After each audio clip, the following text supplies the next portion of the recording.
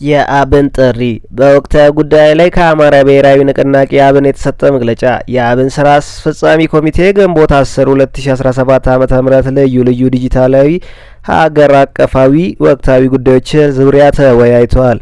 ተቃዋሚ አሰራርን በተመለከተ ተቃዋሚ አሰራር ስርዓትን ለማጠናከር በቅርቡ እቅዶች ዙሪያ የተወያዩ ሲሆን በተለይም የፖለቲካው ስትራቴጂ ግቦች ተግባራዊ ለማድረግ ከምሁራን፣ ሌሎች ባለድርሻ አካላትና ከአጋር ተቋማት ጋር ውይይቶችና ምክክሮችን ለማድረግ የሚያስችል ዝርዝር መርሃ ግብር ወጥቶ ተግባራዊ እንዲደረግ እና ከጉባኤው በኋላ በተከናወነው የፖለቲካዊ ስራ ዙሪያ ተወያይቶ ለአሰራሩና አባላት የስራ ስምምነቶችን ሰጥቷል።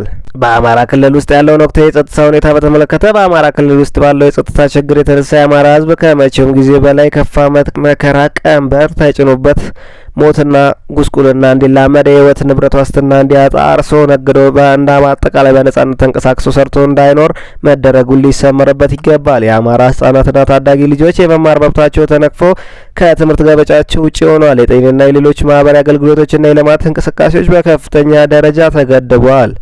አንድ ኢትዮጵያዊ በጥይት ተገደለ። በምስራቃዊ ማሜሎዲያ በሚገኘው ትንሿ ከተማ የኢትዮጵያ የተገደለው በጠራራ ፀሐይ መሆኑን ፖሊስ አስታውቋል። ሟቹ እድሜው 45 የሆነና በዚያ ከተማ ውስጥ የስፓዛ ሱቅ ያለው እንደነበር የተጠቀሰው ፖሊስ የግድያው መንስኤ በተመለከተ ምርመራ በማድረግ ላይ መሆኑን ገልጿል። የፖሊስ ቃል አቀባይ ካፒቴን ጆሃን ቫን ዳን ሲናገሩ ትላንት ጠዋት ላይ ሟችና ተጠርጣሪ ገዳይ በሟች ሱቅ በር ላይ ሲጨቃጨቁ ነበር ብለዋል።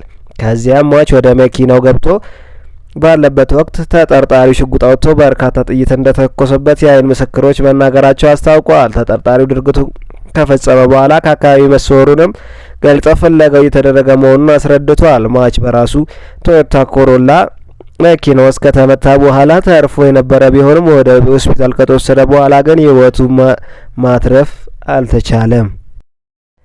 የኢትዮጵያ የሃይማኖት ተቋማት ጉባኤ ከተመሰረተ ጊዜ አንስቶ አለፉት 14 ዓመታት 7 የሃይማኖት ተቋማት በአባልነት በማቀፍ ሲሰራ መቆየቱ ይታወሳል። ሆኖም ጉባኤው በቅርቡ ባደረጋቸው የጠቅላላ ጉባኤ ስብሰባ የአባላት የሃይማኖት ተቋማቶችን ፍላጎት ጉባኤ የደረሰውን የእድገት ደረጃና ወቅታዊ ነባራዊ ሁኔታን በማገናዘብ የጉባኤውን መተዳደሪያ ደንብ ለሶስተኛ ጊዜ በማሻሻል የአሰራርና የአደረጃጀት ማስተካከያ መደረጉን አስታውቋል። በዚህም መሰረት የኦርቶዶክስ ተዋሕዶ ቤተ ክርስቲያን፣ የኢትዮጵያ እስልምና ጉዳዮች ጠቅላይ ምክር ቤት፣ የኢትዮጵያ ካቶሊክ ቤተ ክርስቲያን፣ የኢትዮጵያ ወንጌል አማኞች ቤተ ክርስቲያን ካውንስልና የኢትዮጵያ የሰባተኛው ቀን አድቬንቲስት ቤተ ክርስቲያን የጉባኤው አባል እንዲሆኑ ማድረጉን የኢትዮጵያ ሃይማኖት ተቋማት ጉባኤ የሕዝብ ግንኙነት መምሪያ አስታውቀዋል። ከ21 ዓመት በታች ለሆኑ ታዳጊዎች የትንባሆ ምርት መሸጥም ሆነ መጠቀም የሚከለክለው አዋጅ ተግባራዊ ሊደረግ ነው ተባለ። ከ21 ዓመት በታች የሆኑ ታዳጊ ልጆችን የትንባሆ ምርት መሸጥ ሆነ መጠቀም እንደማይችሉ የወጣው አዋጅ ተግባራዊ ሊደረግ መሆኑን የአዲስ አበባ ምግብና መድኃኒት ባለስልጣን አስታውቋል። ባለስልጣኑ የምግብ ጤና ነክ ቁጥጥር ዳይሬክተር አቶ እስጢፋኖስ ጌታቸው በአዋጅ 11/12 2011 መሰረት ከ21 ዓመት በታች የሆኑ ታዳጊ ልጆች ትንባሆ ሲሸጡና ሲጠቀሙ ከተገኘ እርምጃ የሚወስድ መሆኑን ተናግረዋል። ወደ ውጪ ዜና እንገባለን። እንግሊዝ፣ ፈረንሳይና ካናዳ እስራኤልን አስጠነቀቁ። እንግሊዝ፣ ፈረንሳይና ካናዳ እስራኤል በጋዛ ላይ እየፈጸመች ያለችውን ጥቃት እንድታቆም አስጠንቅቀዋል። የሀገሪቱ መሪዎች እስራኤል በጋዛ የምታካሄደውን ጦርነት በተመለከተ ማስጠንቀቂያ የሰጡ ሲሆን በተለይም እስራኤል ከቅርብ ጊዜ ወዲህ ጋዛ ሙሉ በሙሉ ለመቆጣጠር እያደረገች ያለችውን ዘመቻ እንድታቆም አሳስበዋል። የእስራኤል ጠቅላይ ሚኒስትር ቤንያሚን ኔታንያሁ እስራኤል መላ ጋዛን እንደምትቆጣጠር ትናንት ማስጠነቀቃቸው አይዘነጋም።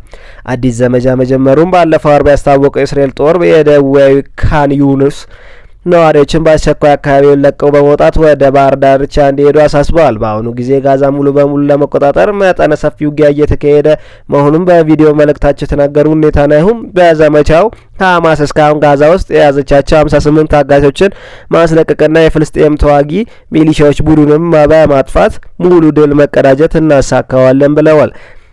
ይሁንና መሪዎቹ እስራኤል እየፈጸመች ያለውን መጠነ ሰፊ ውድመት፣ ግድያ ካላቆመች እንዲሁም በግዛቱ እንዳይገቡ የታገዱ የሰብአዊ እርዳታ ካለቀቁ እርምጃ እንደሚወስዱ አስጠንቅቀዋል ሲል ሮይተርስ ዘግቦታል።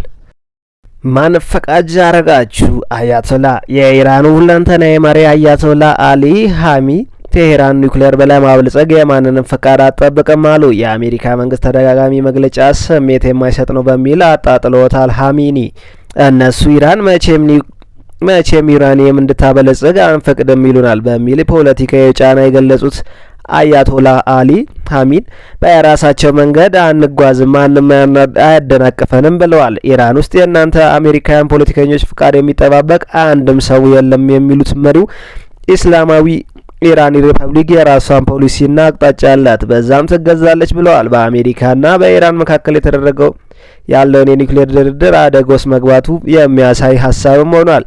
በመካከለኛው ምስራቅ የዶናልድ ትራምፕ ልዩ መልእክተኛ ስቲቭ ዊትሆፍ ቴሄራን ዩራኒየምን እንድታበለጽግ አንፈቅድላትም ማለታቸውን ተከትሎ ነው አያቶላ ቁጣቸውን ያሰሙት። የጆ ባይደን ባለቤት የባላቸውን የጤና ችግር ችላ በማለታቸው ሊከሰሱ ነው። የኒውዮርክ ፖስት ከፍተኛ የዩኤስ የፍትህ ዲፓርትመንት ባለስልጣን ዋቢ በማድረግ እንደዘገባው የባይደን ባለቤት በእድሜ የገፉ ሰዎችን በመበደል ሊከሰሱ ይችላሉ። እንደ ህትመቱ ዘገባ ከሆነ ባይደን በካንሰር ሊያዙ እንደሚችሉ ከተገነዘቡ በኋላ ባለቤታቸው ስለ ምርመራው እንደሚያውቁ ነገር ግን ለፕሬዝዳንት የመወዳደር ውሳኔ እንደሚደግፉ የሚገልጹ ጽሁፍ ወጥተዋል።